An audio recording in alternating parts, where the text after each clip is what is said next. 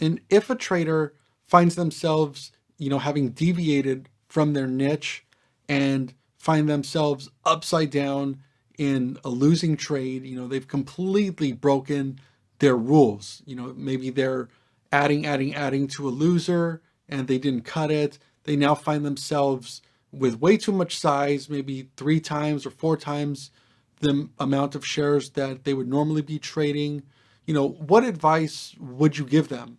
Understanding where that trade would be right or wrong, I think is probably the most important part. But if you find yourself in a loser, it just depends. I'm in losers all the time, but I just don't scale into them.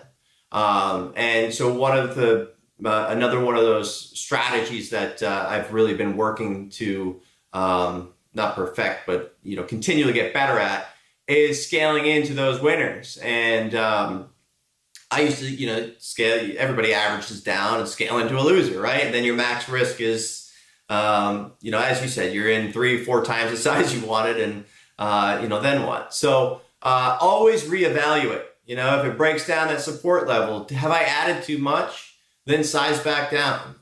Is it doing what I thought? Great, then scale up a little bit. If it's not doing what you thought, then scale down. You can always add, and it's a lot cheaper many times than overstaying with too much size. People are afraid to pay, a couple bucks commission, but they're happy to lose, 100x, being wrong on the, compared to the dollar that they would have had to spend on adjusting their size. So really it's reevaluate every step of the way. Every big move that happens, reevaluate every volume bar, that kind of stands out, any outlier action, reevaluate. Is this starting to be a little bit 50-50? I did that today alone. I had 2 positions that I scaled into. I got into basically the full size that I was going to have. I was letting it work. I was on the right side. And then midday, they kind of came back up. They were starting to go a little bit sideways.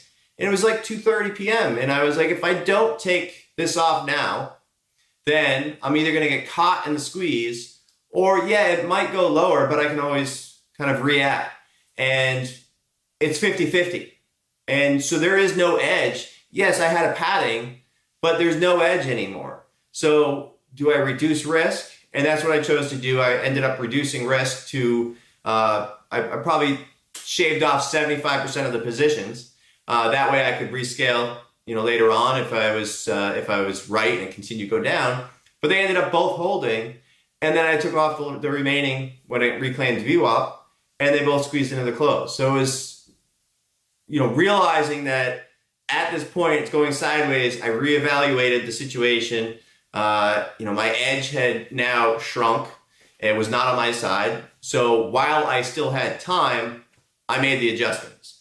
And I think that a lot of us, want to see what we want to see happen, and we wait for that until it's too late, and then you're making emotional decisions as it goes the opposite way.